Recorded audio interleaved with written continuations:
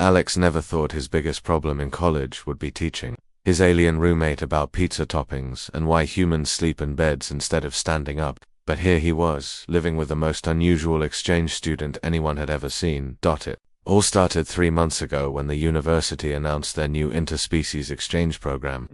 Most students thought it was some kind of joke until actual beings from other planets started showing up on campus. Alex had applied for the program, thinking it would look great on his resume and maybe help him meet some interesting people. He definitely got more than he bargained for. His roommate went by the name River, though Alex suspected that wasn't their real name. River was tall, almost 7 feet, with skin that looked like liquid silver and changed colors depending on their mood. Their eyes were huge and completely black, like looking into deep space. When River first moved in, Alex had to resist the urge to stare. It was like living with a walking piece of art. The weirdest part wasn't how River looked though, it was how fascinated they were with everything human. River would spend hours watching Alex brush his teeth, taking notes on a small glowing device they always carried. They were amazed by simple things like how humans used forks to eat or why they wore different clothes every day. But what really caught River's attention was Alex's hobby. Ever since he was a kid, Alex had been obsessed with medieval history, especially knights and their armor. His side of the dorm room looked like a small museum, with replica swords hanging on the walls and pieces of armor displayed on special stands. His pride and joy was a complete suit of knight's armor that had taken him 2 years to build from scratch. River was completely mesmerized by the armor collection. They would sit cross-legged on the floor for hours, just staring at the metal pieces and asking endless questions. Why did humans need protection? What were they protecting themselves from? How did wearing metal make them feel stronger? Alex loved having someone who actually cared about his passion, even if some of the questions were pretty strange. His girlfriend Lisa wasn't as thrilled about the whole situation. She was studying to become a nurse and spent most of her time buried in medical textbooks. Lisa was practical and down-to-earth, the complete opposite of Alex's dreamy fascination with ancient warriors. She found River's constant staring uncomfortable, and couldn't understand why Alex was so excited about living with someone from another planet. "They're always watching us," Lisa complained one evening after River had spent an entire dinner observing how she cut her food. "It's like being studied under a microscope." Alex tried to explain that River was just curious about human customs, but he had to admit their behavior was pretty intense. River never seemed to sleep, instead standing perfectly still in the corner of their room all night with their eyes closed. They ate only once a day, consuming some kind of glowing paste that smelled like flowers, and they were constantly taking notes about everything Alex and Lisa did together. The thing that bothered Lisa most was how River reacted whenever she came over to study. River would immediately straighten up and start that color-changing thing with their skin, shifting from silver to pale blue to soft green. When Alex asked about it, River just said they found human relationships fascinating to observe. Despite the awkwardness, Alex was genuinely enjoying his time with River. His alien roommate had incredible stories about their home planet, a place called Zephyria Prime where everything was made of crystal and people could communicate through color changes in their skin. River described cities that floated in the air and forests filled with singing trees. In return, Alex taught River about Earth culture, showing them movies and explaining why humans kept pets and celebrated birthdays. River was especially interested in Alex's armor-making process. They would watch for hours as Alex polished each piece, carefully cleaning every joint and rivet. River asked detailed questions about why humans in ancient times felt the need to protect themselves with metal, and whether the armor held any special meaning beyond just protection. "On my world," River explained one day while watching Alex work on a helmet, "protective items carry the spirit of their owner. They become sacred objects that connect the wearer to their ancestors and their purpose." Alex had never thought about his hobby that way before. To him, the armor was just cool historical replicas and a way to connect with the past. But River's perspective made him see his collection differently. Like each piece held some deeper meaning he hadn't understood before. Everything was going smoothly with their unusual living arrangement until the day Lisa decided to surprise Alex by helping him clean his armor while he was in class. She thought it would be a nice gesture, something to show she cared about his interests even if she didn't share his enthusiasm for medieval history. Lisa had no idea that River was in the kitchen making their daily meal when she started working on Alex's favorite armor set. She carefully took each piece down from its display stand and began polishing the metal with the special cloth Alex always used. The repetitive motions were actually quite relaxing, and she found herself getting lost in the work, humming quietly, as she cleaned each piece with gentle, precise movements. What Lisa didn't know was that River had stopped what they were doing and was now standing completely frozen in the kitchen doorway, watching her every movement with an intensity that would have made her very uncomfortable if she had noticed. River's skin was cycling through colors Alex had never seen before, shifting from deep purple to bright gold to a shimmering white that seemed to glow from within. The stage was set for a misunderstanding that would turn their simple living arrangement into something much more complicated than any of them could have imagined. Alex was running late from his medieval history class when he finally made it back to the dorm. Professor Williams had kept them extra long talking about siege warfare, and Alex was eager to tell River about some of the interesting battle tactics they'd discussed. His alien roommate always had the most fascinating questions about human conflict and protection methods. As he fumbled with his keycard at the door, Alex could hear Lisa's voice inside, softly humming one of those pop songs she always played while studying. He smiled, thinking how nice it was that she'd decided to hang out in his room instead of the library for once. Maybe she was finally warming up to River, or at least getting more comfortable with their unusual living situation. The moment Alex stepped inside, he immediately noticed something was different. The lighting in the room seemed strange, almost like there was a soft glow coming from somewhere unexpected. Then he saw Lisa sitting cross-legged on his bed, carefully polishing the breastplate of his favorite armor set with the special microfiber cloth he used for delicate cleaning. She looked completely absorbed in what she was doing, moving the cloth in slow, careful circles across the metal surface. Her movements were gentle and methodical, almost like she was performing some kind of meditation. Alex had never seen her show any interest in his armor collection before, and watching her handle his prized pieces with such care made his heart skip a beat. "Hey, what's all this?" Alex asked, dropping his backpack by the door. "I thought you said medieval stuff was boring." Lisa looked up with a soft smile. "I wanted to surprise you. I know how much time you spend taking care of these pieces, and I thought maybe I could help. Besides, it's actually kind of relaxing once you get into the rhythm of it." That's when Alex noticed River standing in the kitchen doorway, completely motionless. Their tall frame was perfectly still, but their skin was doing something Alex had never seen before. Instead of the usual silver color, River's skin was shifting through waves of deep purple, bright gold, and a shimmering white that seemed to pulse with its own inner light. "River," Alex called out. "You okay over there?" For a moment, River didn't respond. They just stood there, their huge black eyes fixed on Lisa as she continued polishing the armor. When River finally spoke, their voice had a different quality to it, softer and more musical than usual. "Lisa knows the ancient bonding protocols," River whispered, their words barely audible. "She performs the armor consecration ritual." Alex laughed, thinking River was making one of their usual observations about human behavior. "What are you talking about? She's just helping me clean my collection."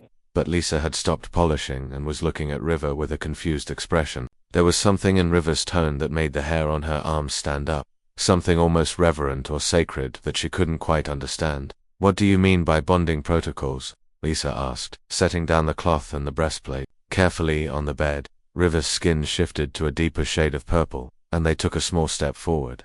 "On my world, when a female touches a warrior's protective shell with such care and intention, it signifies a sacred commitment. The armor consecration ritual is one of our most important ceremonies." Alex felt his stomach drop. "Wait, what kind of ceremony?" "A bonding ceremony," River explained, their voice filled with something that sounded like awe. "When a female and blesses a warrior's armor with her own hands, she declares her intention to join her life with his. It is a promise of partnership, protection, and shared destiny." Lisa's face went pale. "I was just trying to be helpful. I didn't know it meant anything special." But River was already moving closer, and Alex could see that their entire demeanor had changed. Where before River had been curious but somewhat distant, now they seemed to be looking at Lisa with something approaching reverence. "The ritual is complete," River said softly. "The blessing has been given and received. Lisa has chosen to become the guardian of Alex's protective spirit." "Hold on," Alex said, his voice getting a little panicked. "This is just a misunderstanding. Lisa doesn't know anything about your customs. She was just being nice." River tilted their head in that way they did when they were trying to understand something confusing, but she performed the movements perfectly. The gentle circular motions, the care taken with each piece, the humming of the blessing songs. "How could she know the proper ritual without studying our ways?" Lisa looked at Alex with wide eyes. I was just humming because it was relaxing. I didn't know I was performing some kind of ceremony. That night, Alex noticed River's behavior had completely changed. They kept glancing at Lisa with what looked like newfound respect, or maybe even fear. When Lisa reached for her water bottle, River immediately jumped up to refill it before she could even ask. When she mentioned feeling a little cold, River adjusted the room temperature without being asked. Most unsettling of all, River had stopped using Lisa's name. Instead, they kept referring to her as the chosen companion or the guardian of the sacred armor. Every time they said it, River's skin would shimmer with that strange white glow, like they were talking about something holy. River, you're making me uncomfortable, Lisa said during dinner. Can you please just call me by my name like you used to? River looked genuinely confused. But you have transcended your previous identity. You are now the chosen companion. 2. Use your former name would be disrespectful to your new status. Alex tried to explain that it was all a big misunderstanding, but River seemed convinced that they had witnessed something sacred and life-changing. Every time Lisa moved or spoke, River watched her with intense attention, like they were studying a religious figure. The situation was getting weirder by the hour, and Alex had no idea how to fix it. River was treating Lisa like some kind of queen, and Lisa was getting more uncomfortable by the minute. What started as a simple gesture of kindness had somehow turned into an intergalactic cultural incident, and the worst part was, Alex could tell that River genuinely believed they had witnessed something important and sacred. In their mind, Lisa had just performed one of the most significant ceremonies in their culture, and now everything had changed between the three of them forever. The next morning, Lisa woke up to find 3 small, glowing crystals on her desk. They were beautiful, about the size of golf balls, and pulsed with a soft blue light that seemed to come from deep inside them. For a moment, she thought maybe Alex had left them there as some kind of romantic gesture, but that didn't seem like his style at all. Alex, did you put these crystals on my desk? She asked when he came back from his morning run. Alex stopped stretching and looked at the glowing objects with confusion. Those aren't mine. I've never seen anything like them before. That's when River appeared from the kitchen, carrying their usual morning meal of glowing paste. When they saw Lisa holding one of the crystals, their skin immediately shifted to that shimmering white color again. You must not return the bonding crystals, River said quickly, their voice filled with concern. To reject the offerings would bring great dishonor to our sacred connection. Lisa nearly dropped the crystal. Bonding crystals, River. I can't accept these. I don't even know what they are. They are gifts of respect and recognition, River explained, setting down their meal and moving closer. Each crystal contains light from the 3 moons of Zephyria Prime. They represent wisdom, strength, and eternal partnership. Only the most honored females receive such gifts. Alex rubbed his forehead, feeling a headache coming on. River buddy, we really need to talk about this whole misunderstanding. But River wasn't listening. They were too focused on Lisa, watching her every movement with that intense stare that had become their new normal. When Lisa tried to hand the crystals back, River actually stepped backward and made a sound Alex had never heard before, like a cross between a gasp and a musical note. The chosen companion cannot reject the sacred offerings, River said, their skin now cycling through rapid color changes. It would break the bonds between our worlds. The situation got even weirder. Over the next few days, River started following Lisa around campus, always staying exactly 3 steps behind her. When she went to the library, River would sit at a table across the room, pretending to study but actually watching her every move.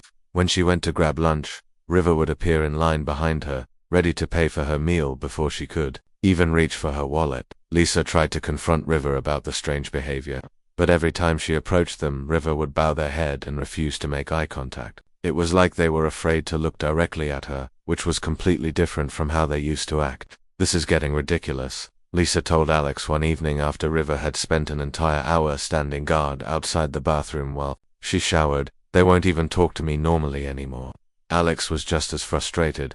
His friendly, curious roommate had turned into some kind of alien bodyguard, and nothing he said seemed to make any difference. River insisted they were showing proper respect to the guardian of the sacred armor, and any attempt to explain that it was all a mistake just made them more confused. The breaking point came when Lisa discovered that River had been keeping a detailed journal about her daily activities. She found it by accident when she was looking for a pen in their shared study area. The journal was written in English, probably so Alex could read it too, and every page was filled with observations about Lisa's behavior. Day 12 since the sacred ceremony. One entry read, the chosen companion consumed exactly 1 apple, 2 pieces of bread with peanut butter, and 3 cups of coffee. She studied for 4.7 hours and spoke to 12 different humans. Her dedication to learning shows she is preparing herself for the great responsibilities ahead. Lisa flipped through more pages, finding detailed notes about everything from how she brushed her teeth to which direction she faced while sleeping. River had been documenting her life like she was some kind of scientific specimen, but with a reverence that made her skin crawl. Alex, you need to see this, she called out, holding up the journal. When Alex read the entries, his face went pale. River had been analyzing everything Lisa did, trying to understand her worthiness as a lifebound partner and preparing what they called compatibility reports for the High Council of Zephyria Prime. High Council? Alex asked when River came back from class. What High Council? River's skin immediately shifted to a nervous yellow color. The governing body of my world. They must be informed of all significant bonding ceremonies, especially those involving interspecies partnerships. This union between you and the chosen companion could change the relationship between our peoples forever.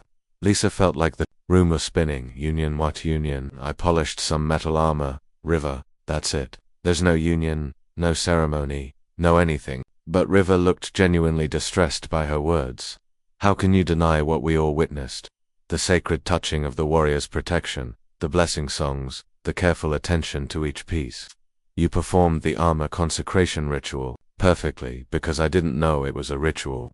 Lisa shouted, her frustration finally boiling over. I was just trying to be nice to my boyfriend. I was cleaning his hobby collection, not performing some alien marriage ceremony. River's skin went completely gray, a color Alex had never seen before. Marriage ceremony, River whispered. This is far more serious than marriage. On Zephyria Prime, the armor consecration creates a bond that lasts across multiple lifetimes. It connects the souls of the partners and makes them responsible for each other's spiritual well-being forever. Alex sank down onto his bed, his head in his hands. This wasn't just a simple misunderstanding anymore. According to River, Lisa had accidentally committed herself to some kind of eternal alien relationship. And apparently River's entire planet was going to find out about it. River, Alex said slowly, please tell me you haven't actually contacted this High Council yet. River's skin shifted to an even deeper shade of gray. The initial report was sent 3 days ago. The High Council was very interested to learn about the first recorded interspecies armor consecration. They have requested detailed documentation of the entire process. Lisa dropped down next to Alex on the bed, her face in her hands. Oh no, oh no, oh no, oh no. There is more, River continued hesitantly. My family has been notified of the sacred bonding. They are preparing traditional gifts to honor the chosen companion and her warrior. The celebration preparations have already begun on Zephyria Prime. Alex looked up at River with a mixture of panic and disbelief. Celebration preparations, the festival of eternal bonding, River explained. It is the most important ceremony in our culture. Representatives from across the galaxy will come to witness the official recognition of your soulburn. What had started as Lisa trying to surprise her boyfriend with a clean armor collection had somehow turned into an intergalactic incident involving alien governments, eternal soul bonds, and galaxy-wide celebrations. And the worst part was, River genuinely believed that all of this was not only normal, but absolutely necessary to honor what they thought had happened between Alex and Lisa. 2 days later, Alex's phone started buzzing at 6 a.m. with calls from numbers he didn't recognize. The first call was from Dr. Patricia Williams from the university's Interspecies Relations Department. Her voice sounded stressed even through the static-filled connection. Alex, we need to see you and Lisa in my office immediately. We have a situation that requires urgent attention. Within an hour, Alex and Lisa found themselves sitting in a conference room they didn't even know existed, surrounded by people in expensive suits who looked like they hadn't slept in days. Dr. Williams introduced them to representatives from the State Department, the United Nations Interspecies Committee, and something called the Galactic Cultural Affairs Office. Let me get straight to the point, Dr. Williams said, pulling up what looked like official documents on a large screen. River's report about your supposed bonding ceremony has reached the highest levels of Zephyrian government. According to our diplomatic contacts, this isn't just a cultural misunderstanding anymore, it's become a matter of interplanetary law. Lisa grabbed Alex's hand under the table. What does that mean exactly? A woman in a navy blue suit leaned forward. I'm Director Chen from the State Department. What it means is that River's family holds significant political power on Zephyria Prime. When they received news of what they believe was your engagement ceremony, they immediately filed it with their equivalent of our Supreme Court. But it wasn't an engagement ceremony, Alex protested. Lisa was just helping me clean my armor collection. We understand that, Director Chen continued. But according to Zephyrian law, the ceremony River described has legal standing regardless of your intentions. Their government has already begun processing official documents recognizing your partnership. Dr. Williams clicked to the next slide, showing what looked like a very official document covered in glowing symbols. This is a copy of the Eternal Bonding Certificate that has been filed in your names. According to this document, you two are now considered legally connected under Zephyrian law. Lisa felt like she might faint. Legally connected? What does that even mean? It means, said a man Alex hadn't been introduced to, that River's family is currently preparing bonding gifts worth approximately $12 million in Earth currency. They're planning to present them to you during a formal ceremony they want to hold next month. Alex's jaw dropped. $12 million. The gifts are traditional, Dr. Williams explained. Rare crystals, precious metals from their homeworld, and something called a soul-light generator that apparently takes 50 years to create. Refusing these gifts would be considered a grave insult to their entire culture. The room fell silent as the weight of the situation sank in. Lisa had accidentally gotten herself legally married to Alex by alien law. Their relationship was now recognized by an interplanetary government, and refusing to go along with it could cause a diplomatic incident. There's more, Director Chen said gently. River's parents have announced they're traveling to Earth to meet their son's Bond family. They want to participate in what they're calling a groundbreaking interspecies alliance ceremony. When? Lisa asked weakly. Next week. Meanwhile, back in the dorm, River was exhibiting signs of what Alex could only describe as alien distress. Their skin had been a constant shade of deep purple for 3 days, and they'd stopped eating their usual glowing paste. When Alex tried to ask what was wrong, River's response made everything even more complicated. The chosen companion seems unhappy about receiving the highest honor in our culture, River said sadly. I do not understand why she would reject such a sacred gift. On Zephyria Prime, millions of females would sacrifice everything for the chance to participate in an eternal bonding ceremony. Alex sat down next to River, trying to figure out how to explain human emotions to someone from another planet. River, Lisa isn't rejecting your culture, she's just scared because she doesn't understand what's happening. On Earth, when people get into relationships, it usually happens slowly over time. This all feels very fast and overwhelming to her. River's skin shifted to a slightly lighter purple, but the ceremony has already been completed. The bond exists, whether she understands it or not. The armor consecration connects souls across time and space. Her feelings cannot change what has already been established. The situation became even more stressful when River mentioned that news of the ceremony had spread across their home planet's communication networks. Apparently, Alex and Lisa were now celebrities on Zephyria Prime, with their supposed love story being used as an example of successful interspecies cooperation. The High Council has decided to use your bonding as a symbol of peace between our worlds, River explained during another emergency meeting with the university officials. They believe that if humans and Zephyrians can form eternal bonds, it proves our species are compatible for long-term alliance agreements. Dr. Williams looked exhausted. So what you're telling us is that this misunderstanding has become the foundation for Earth's relationship with your entire planet. River nodded enthusiastically, their skin finally showing some of its old silver color yet. It is the most exciting development in interspecies relations in over 1,000 years. The ceremony has brought great honor to both Alex and the chosen companion. Lisa buried her face in her hands. This can't be happening. But it was happening, and it was getting bigger every day. River showed them news broadcasts from Zephyria Prime where government officials discussed the historic human-Zephyrian bonding. There were apparently parades being planned and educational programs being developed to teach young Zephyrians about human bonding customs. The worst part was that River's parents weren't just coming to visit. They were bringing what River described as the full ceremonial delegation, which included religious leaders, government officials, and representatives from several other alien species who wanted to witness this supposedly groundbreaking event. How many beings are we talking about? Director Chen asked during their daily crisis meeting. River consulted their glowing device. Approximately 400 guests from 12 different planets. The ceremony must be conducted properly to maintain the sacred nature of the bond. Alex felt like he was living in a science fiction movie, except instead of fighting aliens or saving the world, he was trapped in the most elaborate wedding planning disaster in galactic history. And the most frustrating part was that River genuinely couldn't understand why anyone would be upset about participating in what they considered the highest honor their culture could bestow.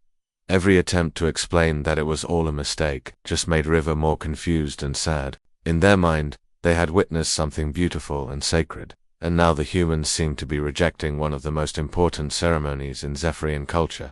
The pressure was mounting from all sides. The government wanted them to go through with the ceremony to maintain good relations with an important alien ally. River's family was planning the biggest celebration in their planet's recent history, and Lisa was having panic attacks about being accidentally married by alien law to her college boyfriend, because she'd tried to do something nice for him. That as the date of River's parents' arrival got closer, Alex realized they needed to find a solution that would satisfy everyone involved. But how do you fix a misunderstanding that has already become the foundation for interplanetary diplomacy?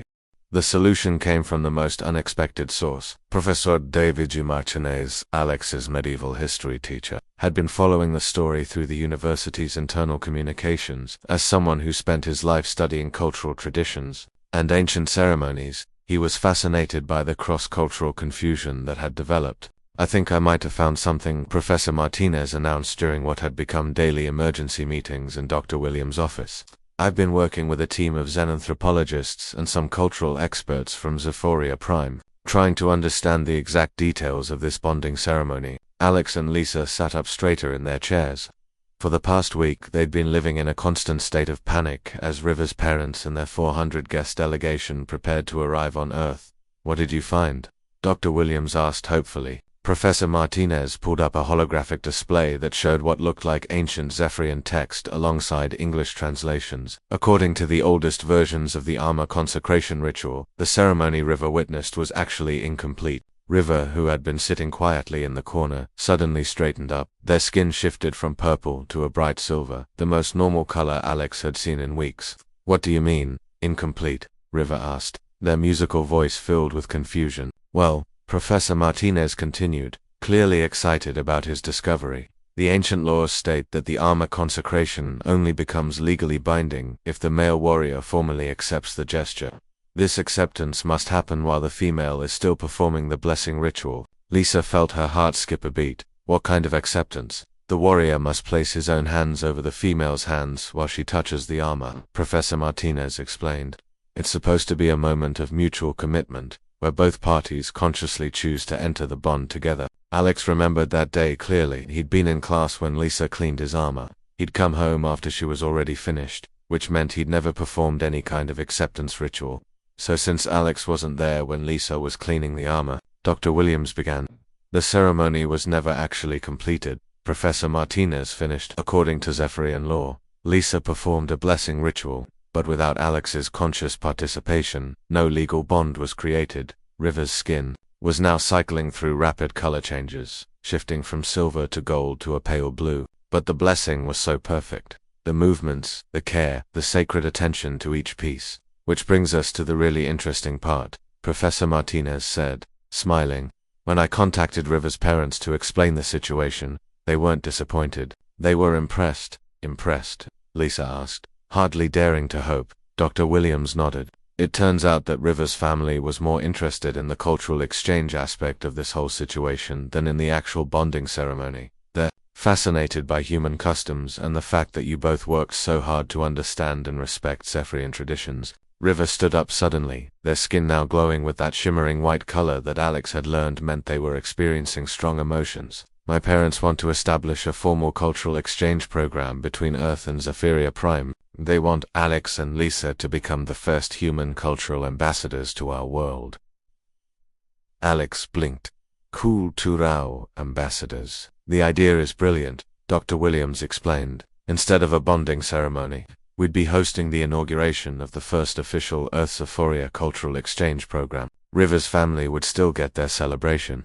Earth gets a valuable alien alliance, and you two get to be part of something historic without accidentally getting married by alien law." Lisa found herself genuinely interested for the first time since this whole mess began. What would cultural ambassadors actually do? River's skin brightened even more. You would learn about our customs, our science, our art. Lisa could study our medical techniques that could help human healthcare.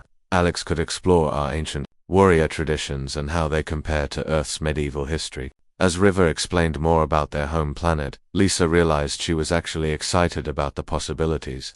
The medical advances River described could revolutionize treatment for diseases that Earth's doctors still struggled with, and Alex was practically vibrating with enthusiasm at the thought of studying alien warrior cultures. "There's one more thing," Professor Martinez said with a grin. "River's parents want to learn how to properly perform human friendship ceremonies. They were so impressed by Lisa's accidental armor blessing that they want to understand how humans show respect and care for each other." Over the next few days, as River's family and their delegation arrived on Earth, the whole situation transformed from a disaster into something genuinely wonderful. River's parents turned out to be warm, curious beings who were fascinated by everything from human music to pizza toppings. The ceremony they'd planned was restructured as a celebration of cultural exchange rather than a bonding ritual. Lisa and Alex found themselves standing in front of representatives from 12 different alien species, not as accidentally married college students, but as the first human ambassadors to an entire section of the galaxy. The most touching moment came when Lisa, now understanding the significance of the gesture, formally performed the armor consecration ritual with Alex's full participation. This time, it wasn't an accident or a misunderstanding. It was a symbol of friendship and respect between two very different cultures. River's skin glowed with pure joy as they watched their human friends consciously choose to honor Zephyrian traditions. And when Alex and Lisa presented River with a specially crafted piece of human armor as a friendship gift, River's parents declared it the most meaningful cultural exchange they had ever witnessed. The celebrations lasted for 3 days, with beings from across the galaxy sharing their own friendship customs and learning about human traditions. Lisa taught several alien species how to make friendship bracelets, while Alex gave demonstrations of medieval sword techniques that fascinated warriors from 6 different planets. In the end, what started as a simple misunderstanding became the foundation for something much bigger than any of them had imagined. Alex and Lisa didn't get accidentally married, but they did become part of the most important cultural exchange program in galactic history. River still lived with Alex, but now their relationship had evolved into something deeper than just curious observation. They were true friends, bridge builders between worlds, and partners in one of the most exciting adventures any of them could have imagined. And sometimes, late at night when Lisa came over to study, she would help Alex clean his armor collection while River watched with happiness instead of confusion. Because now they all understood that taking care of someone's treasured possessions wasn't about ancient ceremonies or legal bonds. It was simply about friendship, respect, and the universal desire to show the people you care about that their passions matter to you too. The universe, it turned out, was full of beautiful misunderstandings just waiting to become meaningful connections.